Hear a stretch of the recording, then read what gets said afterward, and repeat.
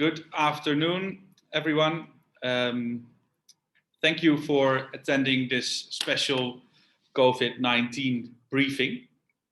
My name is Guido van Rooy, and I am working as Executive Director of the Dutch Business Association.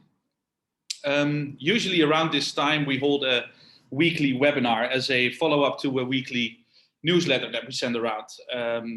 That is because of the current COVID crisis we're in, and that information contains a news update, a travel update, and more information about our entry permit paperwork service.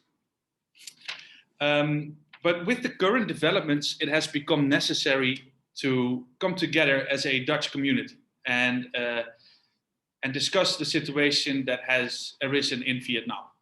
So there's so much news, and we will share what's relevant in the newsletter hereafter. And I think that this online event with the panel will take around 1 hour, and there will be plenty of room for questions. You can ask those in the chat. So I would like to start by introducing the panel. Let me see, just starting the videos.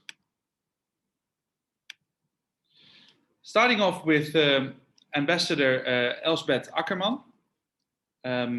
Secondly, Alexander Koch, Managing Director at Heineken Vietnam and DBAV Chairman. Hi. And thirdly, Nicolas Ricard, Country Manager Singapore and Vietnam at Air France KLM. Welcome to all of you, and I'm looking forward to the discussion that we will have in a minute. Again, any questions, please ask them in chat and we'll try to handle them. If that doesn't work out for some reason, then we will handle them afterwards, so no questions will remain unanswered. I'll stop sharing my screen for now, and I'll put the spotlights on the panelists. There we go. Ms. Akkerman, starting with you. Thank you very much for coming.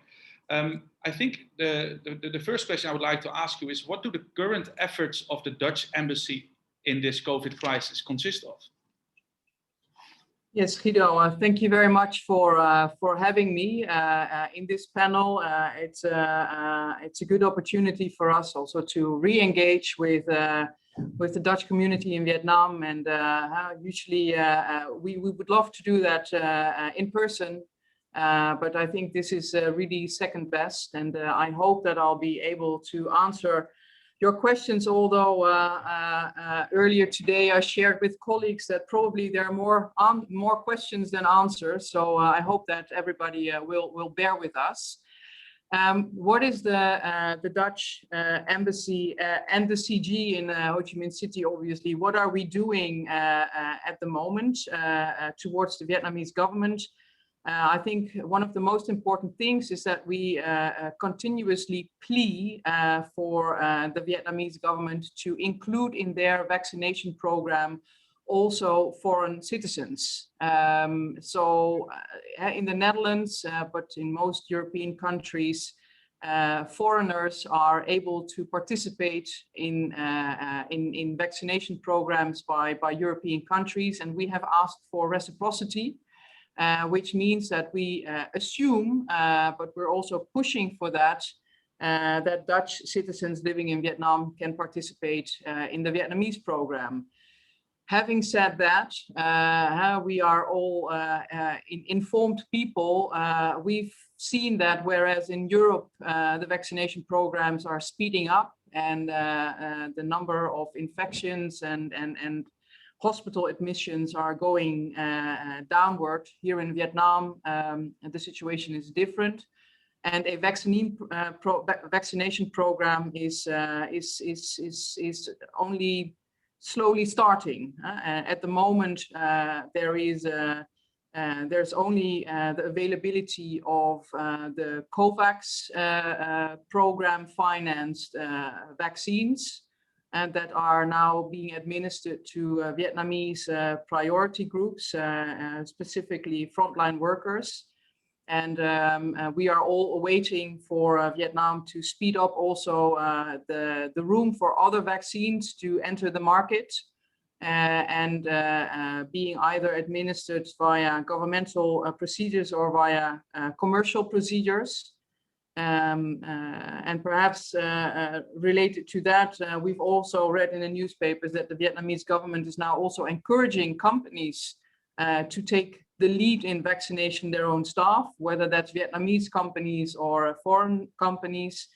So we have already reached out to the Ministry of Industry and Trade. That is our first go-to ministry to learn a bit more about what the possibilities actually are for foreign companies to import vaccines, which vaccines, because not all vaccines are registered here yet. And I think my conclusion of the talks that we had today is that this is a serious option, and we will continue to explore that option very closely as the Netherlands, but also under the umbrella of the European Union. And obviously, we will engage with the DBAV, but also with the CHAMS to make sure that we can optimally use that opportunity. Yeah, thank you for that answer. I think your answer revolves around Dutch citizens that are currently in Vietnam, waiting for a vaccine. And the summary you're giving, initiated, I think, by Eurocham with their survey of last week, asking the Vietnamese government to drive a vaccinations program through procurement through the private sector. But there are also two other groups. So, for example, there are citizens from the Netherlands that want to get into Vietnam with a vaccine. And the question that is top of their mind is, will my quarantine time days be shorter? Is there anything that you can share about that in that regard? Well, unfortunately, at the moment, the Vietnamese authorities are very reluctant to change their quarantine rules and regulations. So it is 3 weeks in a dedicated quarantine facility and 1 week at home. And as an embassy, that is also something that we are doing by ourselves, but also under the umbrella of the European Union. We are trying to lower the number of days for obligatory quarantine to a number that is also scientifically based. So 21 days is not based on any scientific evidence. 10 to 14 days is. So that was the quarantine period a year ago. So we really hope that we can reverse back to that system, and also the system in which people can quarantine from home. Apart from being more practical, it's also less costly and more comfortable for people, especially when you're traveling with children.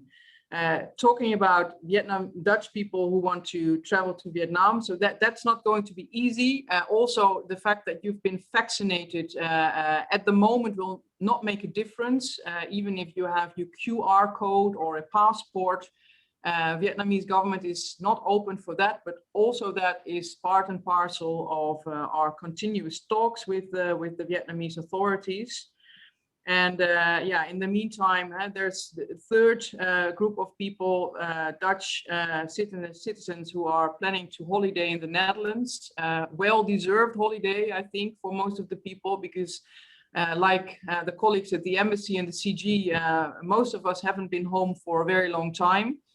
You can register in the Netherlands for your vaccine. What you need is a burger service number and a DigiD. And a VPN facility to access the registration point. Sounds easy. Yes, sounds easy. Thank you. Yeah. Not as easy as you probably would have liked. Okay. Thanks for that, for elaborating more on how Dutch citizens that want to get back to Vietnam, how they can get their vaccine. The last group that we have is a group of Dutch citizens that want to get to the Netherlands, and they point out that in the Netherlands, Vietnam is still labeled or qualified as a high-risk country. which includes having to get a rapid test, which is doable nowadays, but still quite a stressful procedure. And it also includes a mandatory quarantine of 5 days, after which a PCR test. Can you maybe tell a bit more about what the Dutch embassy does to advocate that Vietnam is not a high-risk country? Well, these are conversations that we are having with our Public Health Institute, the RIVM in Dutch. We have supplied them in the last 2 weeks in the upshot to the decision that has been made since yesterday to introduce obligatory quarantining for people from high-risk countries. We delivered to our own Public Health Institute the scientific information from the World Health Organization here in Vietnam. Does that lead to an entirely satisfactory situation? I think not, but we are, the Netherlands is not on the EU list of safe countries.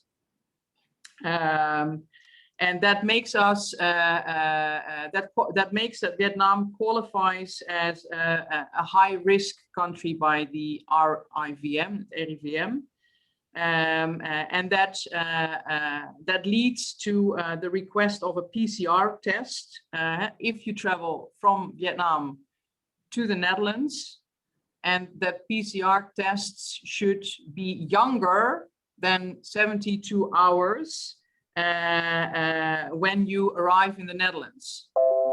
So it cannot be a test of last week. It has to be taken quite shortly upon actually traveling to the Netherlands. There's nothing we can do there. As regards to the quarantine, if you read the information well, also based on figures here in Vietnam, there is not a quarantine obligation, but there is a strong advice. Yeah. So okay. My advice to those people, to all Dutch people who are traveling to the Netherlands for their deserved reunion with family and friends, take the PCR test. There's information available also on the website of the Ministry of Foreign Affairs where you can get those PCR tests here in Vietnam. Get it, travel to the Netherlands, follow the advice to quarantine yourselves for 5 days, take the test. If the test is negative, you can safely engage with your family and friends. So that is the current procedure, and that's indeed clearly explained on the Dutch government websites and so on. Also often disseminated by DBAV to people that find that information useful. And from your answer, I understand that there is no change inside whether or not Vietnam will become a medium or low risk country in the near future. No. What you can expect from the embassy is that we will further continue to push that that Vietnam will be on the European list of safe countries. Yeah. And the Dutch government is actually, based on the facts and the figures of Vietnam, is working towards that. So it's not a Dutch issue, but this list is regularly updated. So we hope we will try to get Vietnam on that list. So I see it's a collective effort, not just from your embassy or from our embassy, but from all EU embassies. Okay, thanks. All EU embassies, and we obviously we work on behalf of many EU citizens here in Vietnam. Yeah. Okay. Thanks for that. I'm going to the questions in the chat briefly, and if you have any questions for Ms. Akkerman, then you can ask them in chat, and after the panel discussion has completed, we will go to a Q&A session. besides all kinds of questions about how to become a member of the DBAV, which I think I can better answer at a later time, Paul Weijers asks, can the embassy urge the Dutch government sending vaccines to Vietnam for Dutch citizens? Let me be straight and very direct. That will not happen. First and foremost, we would not only have to do that in Vietnam, but everywhere in the world, and that is a major logistical operation, and that is exactly why we ask foreign governments to include Dutch nationals in their national vaccination programs. And that is also the reason why there's an opportunity for Dutch people traveling back in summer to get vaccinated in the Netherlands. Clear. Thank you. It's an answer, probably not the answer we're hoping for, but that's the answer we have to deal with. Let me see. Okay, so for the rest of the questions, I will refer to the Q&A later on. Thank you for now, Ms. Akkerman. And we'll speak further in a little while. Good. Just replace the spotlight. Alex. Hi, Alex. Hi, Guido. Hi, over to you. Thanks for joining. Obviously, you're wearing two, figuratively speaking, you're wearing two hats as MD at Heineken and also as chairman of the DBAV. Just briefly introducing, as MD, Heineken is very much present throughout the whole country. And I think a good starting point is if you could tell us a bit more about how you manage such a big operation through a crisis like this. Yeah, thank you, Guido, and thank you everyone for joining this webinar, which seems to come at a very relevant moment in time for everyone. Let me start by wearing my Heineken hat and talking about people safety and business continuity in this challenging period. And for those of you running a business in Vietnam yourselves, please feel free to add comments or advices in the chat. That will make this webinar a little bit more interactive. So just to set the scene, Heineken Vietnam is running 6 breweries and 10 offices from north to south in Vietnam. So unfortunately, all 4 waves have impacted our business to a more or less extent. First priority is always the safety of our people. So we have a direct staff of 3,300 people, and indirect staff of over 5,000 people, which consists of merchandisers, brand promoters, but also forklift drivers. And we also have expats that after 1 or 1.5 years are really eager to return to their families in their home countries. So the people concerned takes a lot of our time. Then, of course, we need to balance that with business continuity, which in our case is not always easy, as a brewery, other than a factory, is something that you cannot switch off. So that would be our worst case scenario, that one of our breweries goes in lockdown, which basically is impossible, as the brewing process is constant. It takes 4 weeks to brew a Heineken, and we cannot simply not switch that off. So that is a high concern. On the other hand, in the on-trade, so the bars, HoReCa, will be impacted more than the off-trade. So the business is heavily impacted, but will continue in some form. So how we've dealt with this over the last 18 months is we've established a people and safety team consisting of HR, medical, corporate affairs, and IT colleagues. And the moment there is the first sign of an outbreak, we reinstall that people and safety committee. I participate when the situation gets more intense, just like now. And we meet on a daily basis, 30 minutes, and decide on what restrictions to apply where. So we've learned from all the previous waves, and of course, other Heineken markets across the globe. We've prepared scenarios so we know exactly when to put a certain office on work from home or a B split, reallocate on-trade sales reps to the off-trade, etc. So we try to follow this matrix approach. I must admit that the current wave that we're facing in Ho Chi Minh City, which is our business stronghold, is of the highest concern we have seen so far. So we are now really preparing for worst case scenarios that we have seen previously. I think it is important for those of you running a business to really try and stay a step ahead. The news in Vietnam, we're all following Vietnam Express. I think that's a good source, but there is a delay in what's actually happening on the ground and what is published in the press. So it is important to have good sources of intel to get the information, and don't be shy to buffer safety. Currently, or since last Friday, we've put the whole South office, Ho Chi Minh office, on work from home. That includes all our sales reps for the first time, both in the on-trade and the off-trade, that we keep at home as the current situation is unpredictable and unfolding. Internal communications, of course, very important to make sure you cascade your decision that you might take late at night or in the weekend to your team all the way down to the shop floor as quickly as possible. So we have empowered our leadership team to play a very important role in this cascading of information. And then, given the fact that Heineken Vietnam is such an important business for Heineken globally, I need to manage also the stakeholders in Amsterdam when we go to the turbulence. Zooming out from, let's say, the current wave, I think we all agree that COVID has changed the world, and it will change the world and the way we do business for good. We have accelerated massively our digital strategy, our e-commerce that was already, of course, on the horizon, but that has become super relevant overnight. So we've really boosted our capabilities and strategies in the digital.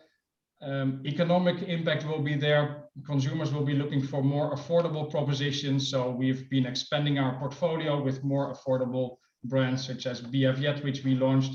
The way you manage teams will change significantly as the world is talking about a new word. I don't know if you've heard about it, languishing. So that is between being depressed and between being very, very high. And a big part of the workforce is currently languishing, a feeling of, I don't know, I get out of bed, I do my job, but I don't really feel the purpose. That will change the way we have to manage our people.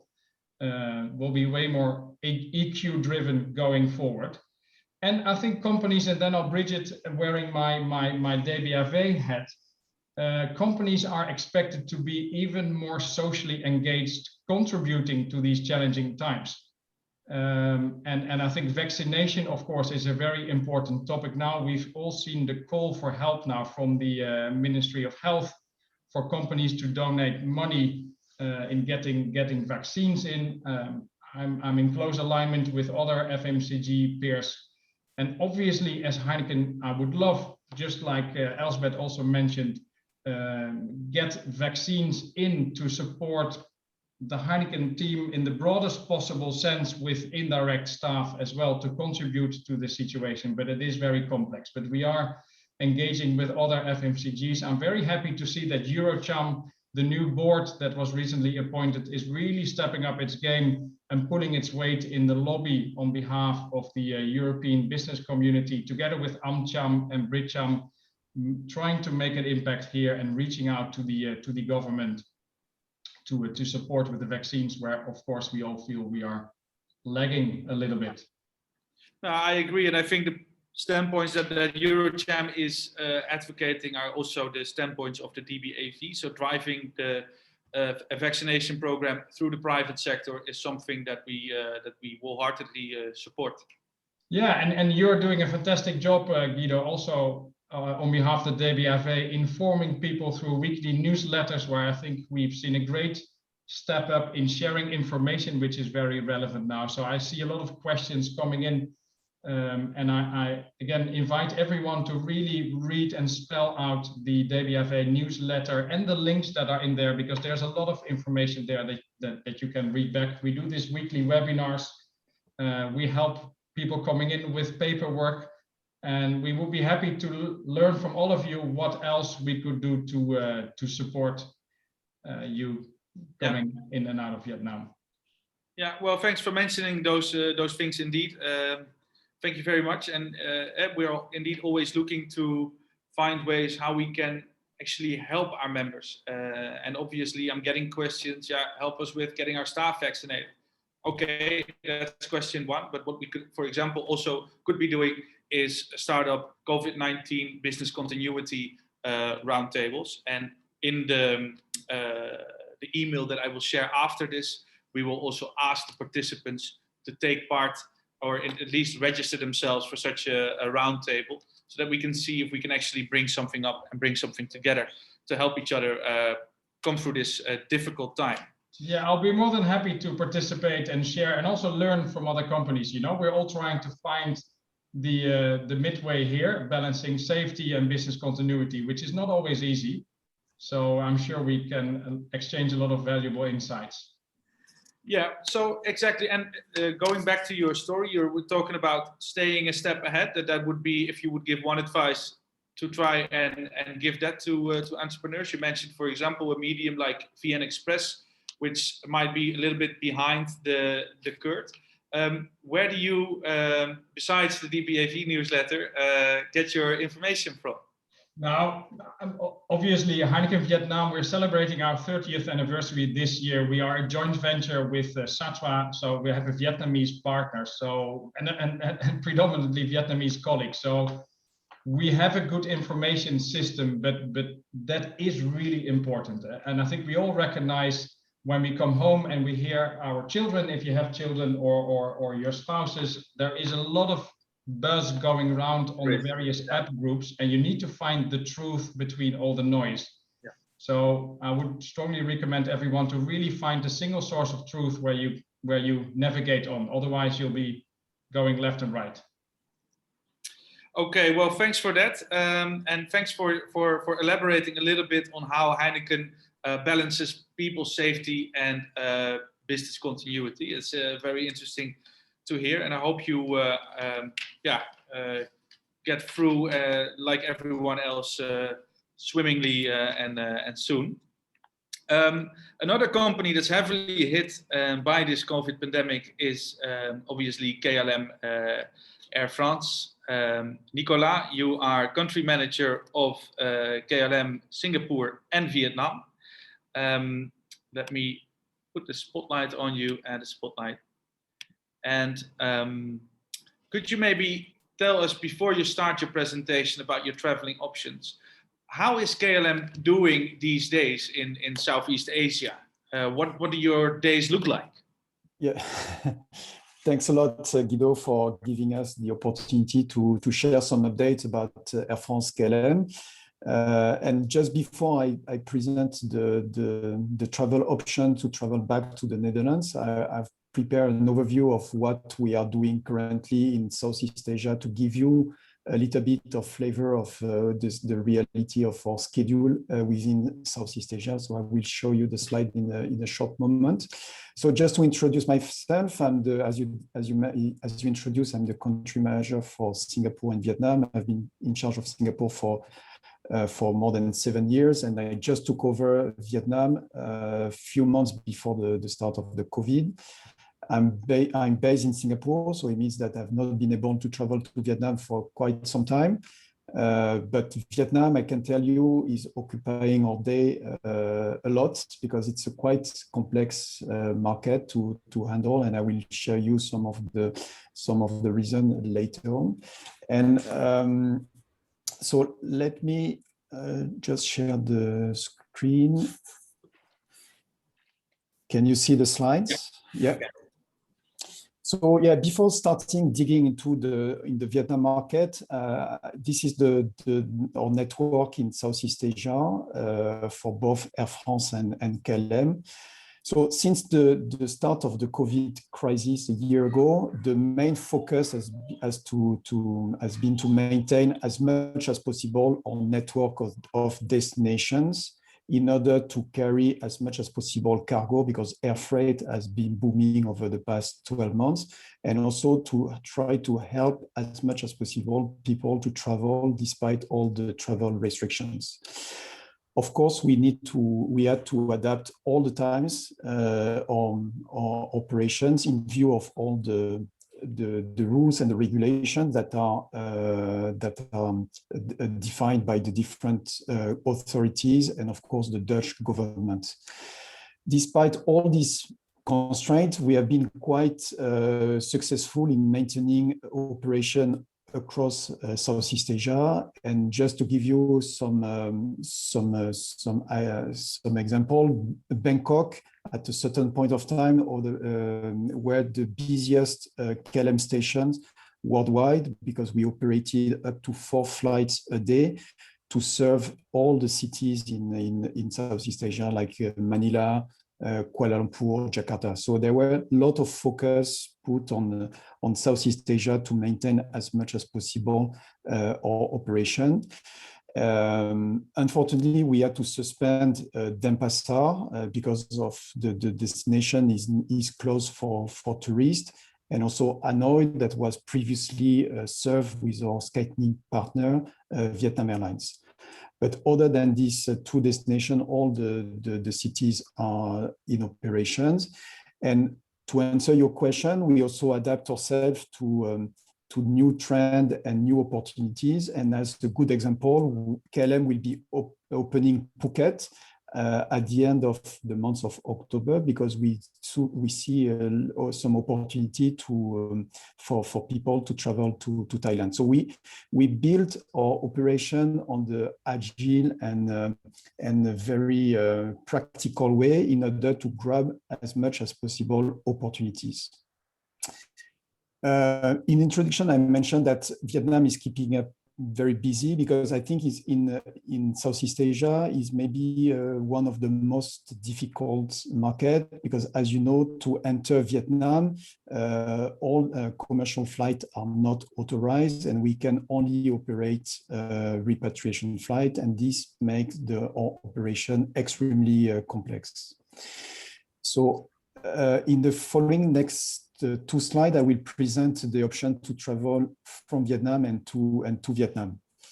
So starting the option to travel from Vietnam to Amsterdam, basically today we have 2 main options, 2 main routings. The first option is to travel via Paris on the Air France direct flight.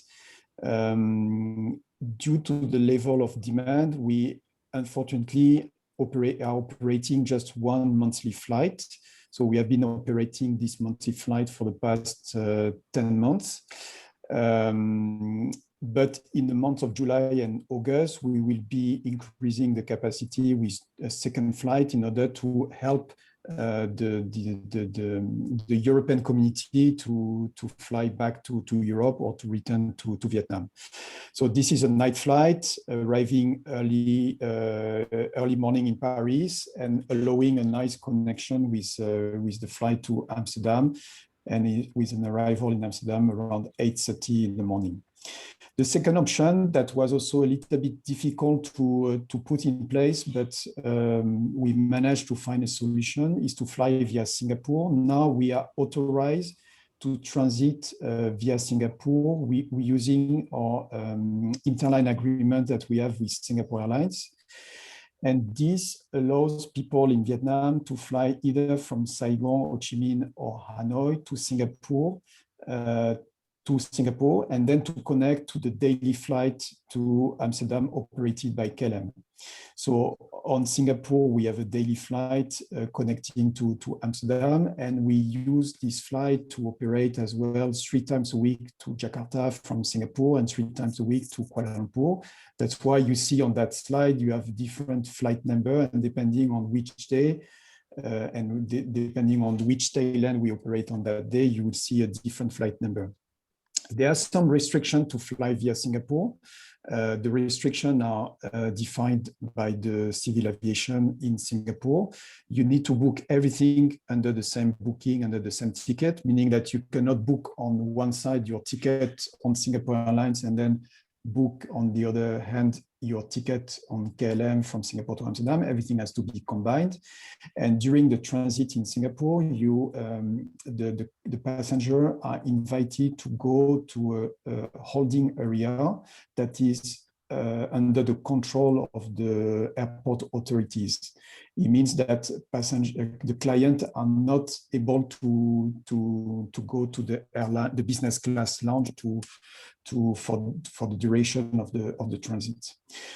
So far, so we initiated this transit and transfer facilities in Singapore few weeks ago, and it is working pretty well. We are quite satisfied with this new setup.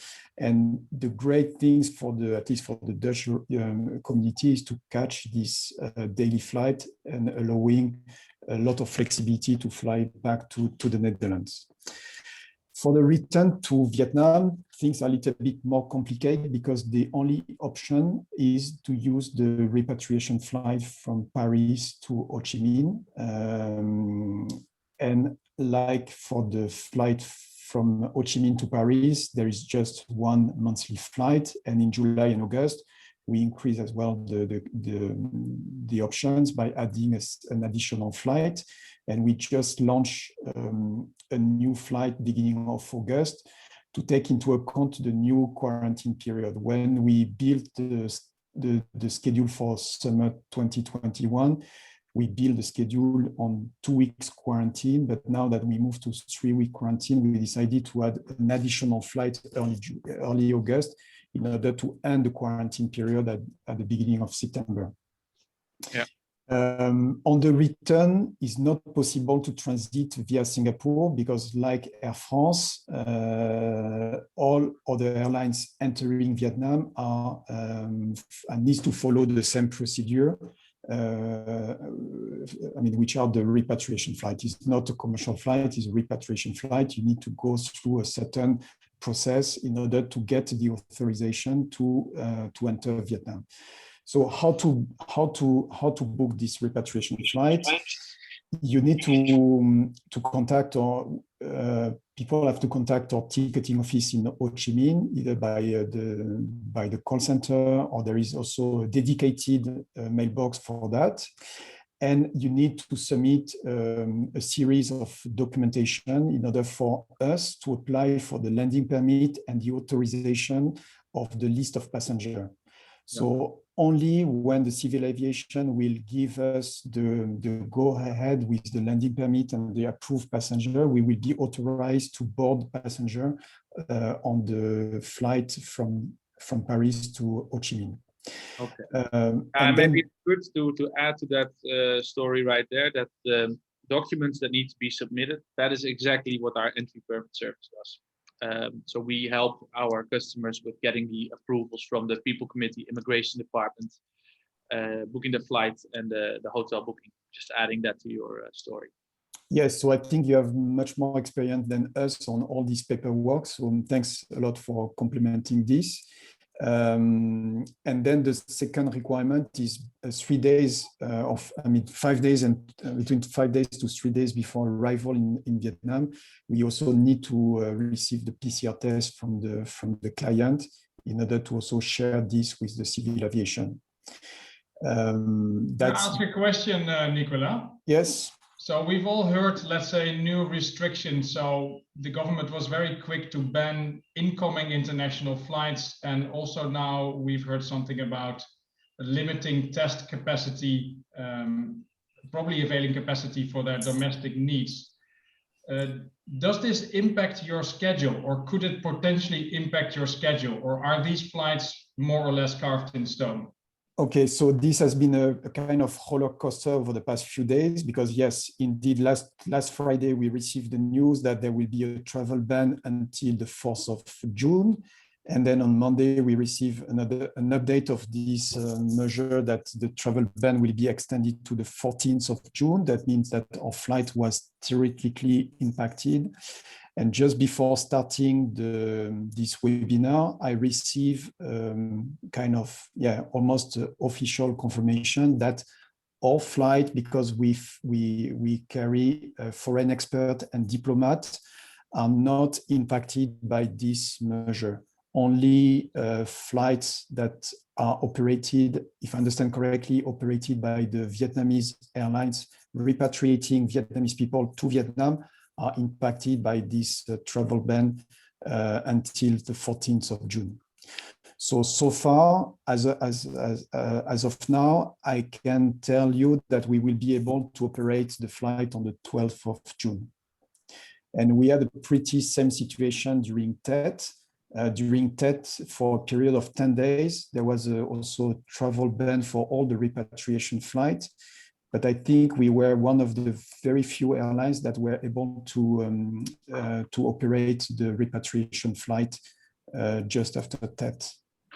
Yeah. Thank you, Nicolas. I think that's great and reassuring news, as most of the Dutch in the group here probably would prefer to fly with Air France KLM if possible.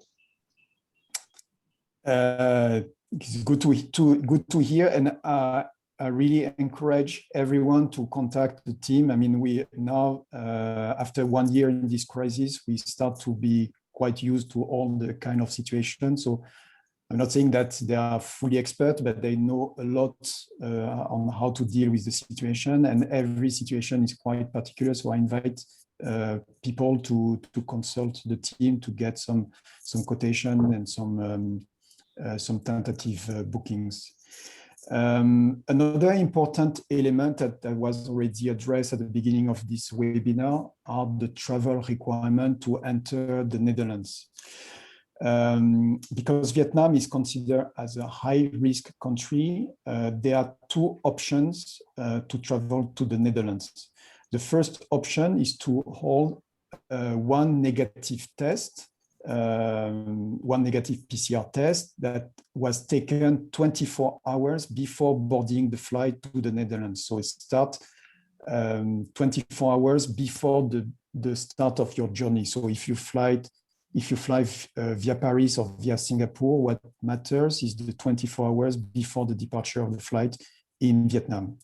The second option, because it can be challenging in Vietnam, if I understand correctly, that to obtain a test within 24 hours. The second option is to go with two types of tests. The first one is to get a PCR test within no older than 72 hours before the arrival in the Netherlands. So I just want to highlight the small differences between the first option and the second options.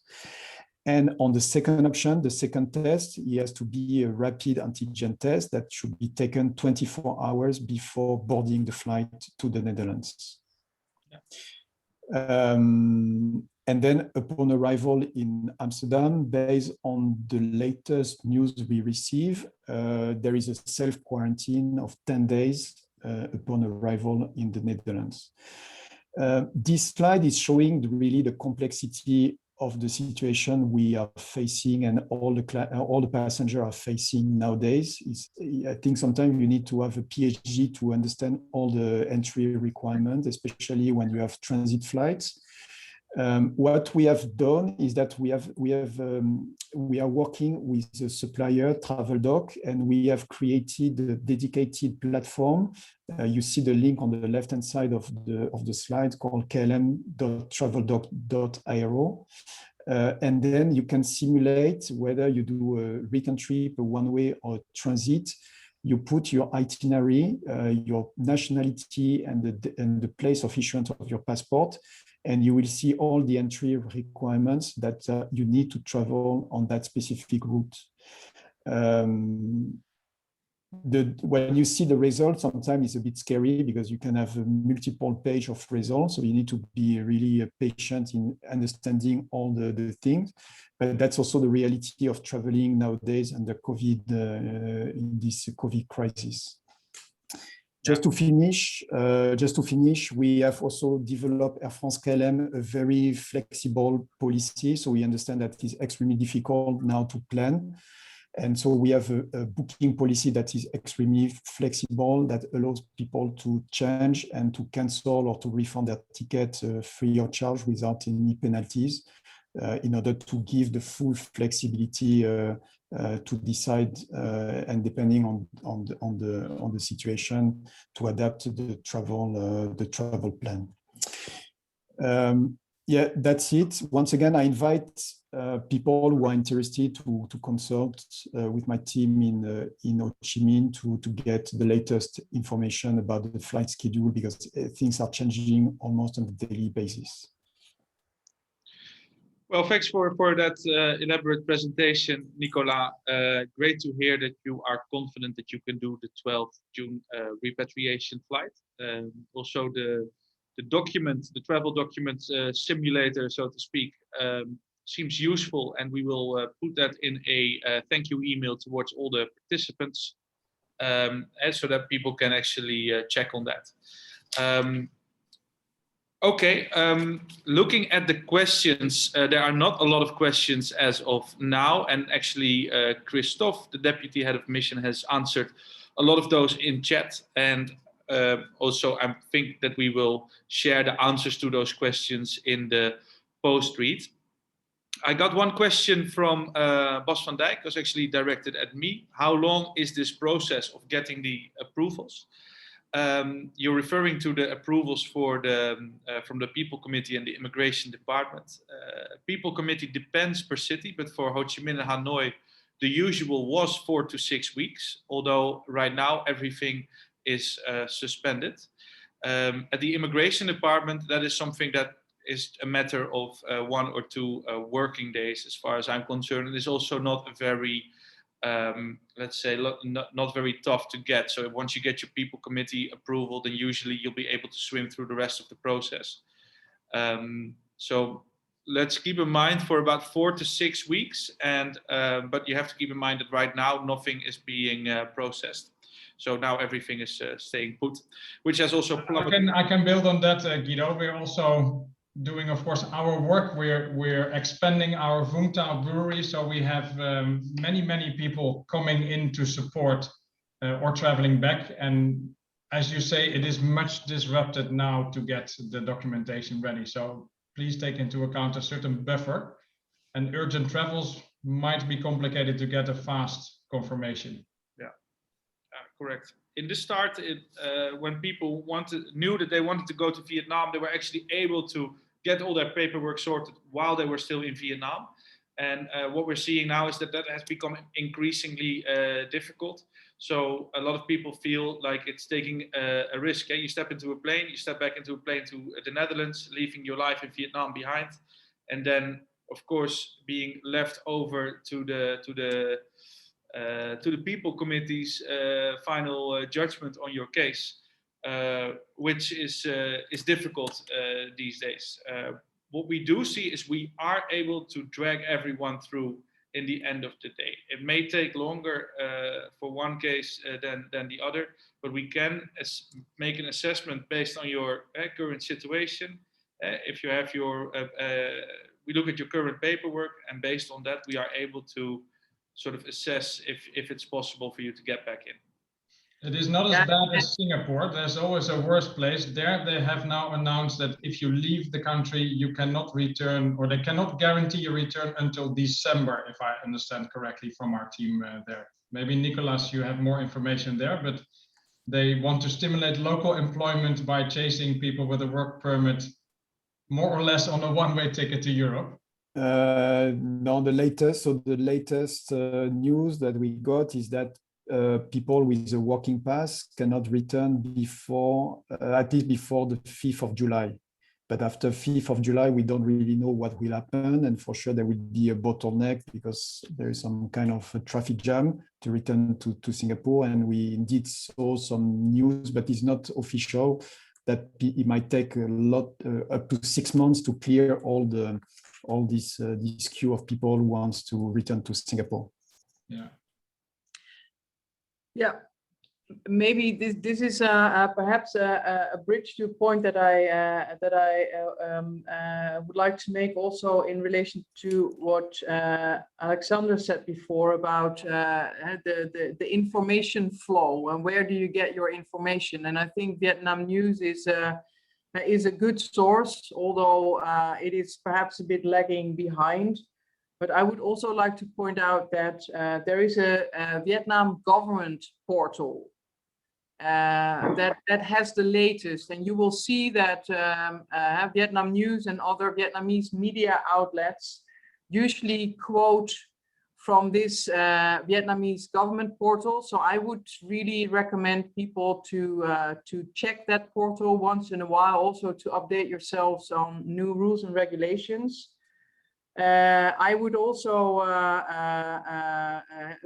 when it comes to new rules and regulations, we also try to update you and be complementary to what the DBAV is doing with its weekly news flash.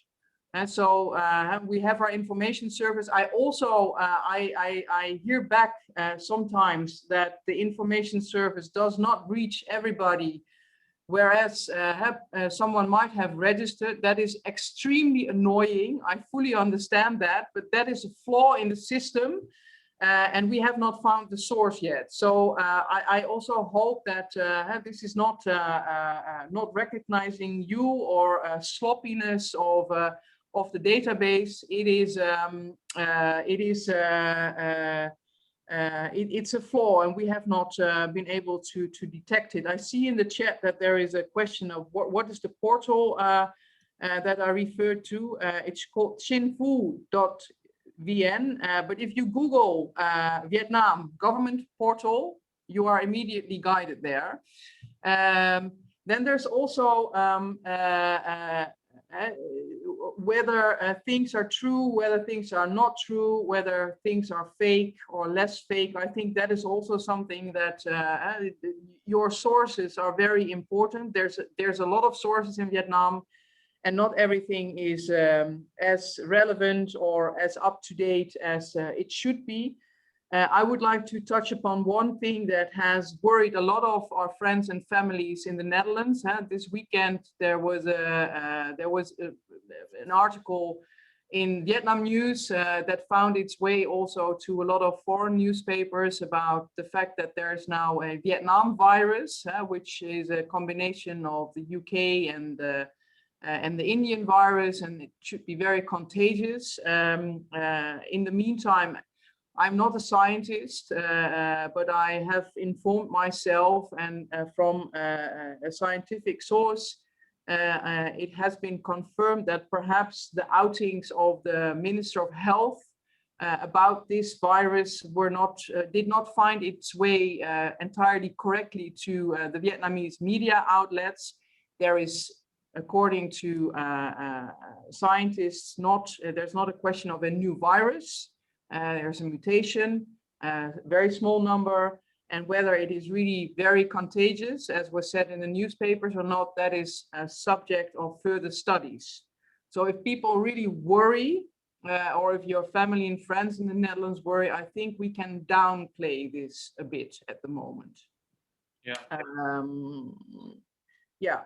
So, and then Nicolas, thank you very much also for myself, quite an informative presentation. And it's really great that you are very approachable and that you have a team available for all these Dutchies who want to travel in and out. I think that really makes a great difference. So thank you for being mindful for that personal attention. You referred to two options as regarding to tests, and the second option was referring to a PCR test and an antigen test. The latter was not available in Vietnam, but is now available via the family medical practice, and that information has been also uploaded on the website of the Ministry of Foreign Affairs under Vietnam. So you can find that there. Yeah, Alex and Guido shared this news last week, which is great because this was an issue for the Dutch community to return back to the Netherlands, which was a bottleneck in getting into 24 hours PCR test was maybe a bit challenging. But now that we have the rapid antigen, it's also good news. Yeah, absolutely, indeed. That is one worry less. Another question around visa that is quite stringent for a few Dutch people here is that it's not sure if people that are currently on a tourist visa will get a visa extension next month. Usually tourist visa, what I know about them is that the idea is that you're not too long here on when you're on a tourist visa. So that stops at a certain point. What is the embassy's advice to people that are stuck or still wanting to renew their visa? Yeah, that's quite a difficult question, huh? Because visa for staying in Vietnam is actually, that's a matter of the Vietnamese authorities granting you a temporary ticket to be here or not. So so until now, because of the COVID context, many tourist visa have been automatically Extended. Thank you, extended, but that's not a guarantee. And as a Dutch embassy, but also as a German embassy or a French embassy, we cannot do anything related to the Vietnamese rules and regulations and willingness to extend tourist visas, because it's a tourist visa. Yeah, that's right. That's right. It was indeed one of the final questions that we had. Thank you very much. This webinar, I think, has shed some light on the developments of the past few days. It's not easy. It has an effect on anyone. We'll stay on top of things together, trying to inform each other about the best possible ways to work effectively with the regulations that are currently at hand. From the panelists, can I maybe ask if you have some final things to add before we round off the webinar? No, other than that, I wish everyone to be safe in this very difficult period, and I sincerely hope people can continue with their travel plans. I wish everyone a good night, and I want to thank you again, Guido, for pulling this together on such short notice. That is what that's our mission as the Dutch Business Association Vietnam. So very well done, and thanks for getting us all together. And thanks, Elsbeth and Nicolas, for joining this afternoon. Thank you so much. Yeah, gladly done. And let me echo sincere thanks to Guido, the DBAV, for doing this on a regular basis. And also it was a great pleasure to be amongst you and be in touch with you and the Dutch community. So thank you very much for your active participation. Many thanks. Okay, many thanks to all of you. Thanks for making time. Thanks for all, and we'll keep in close touch the coming period of time.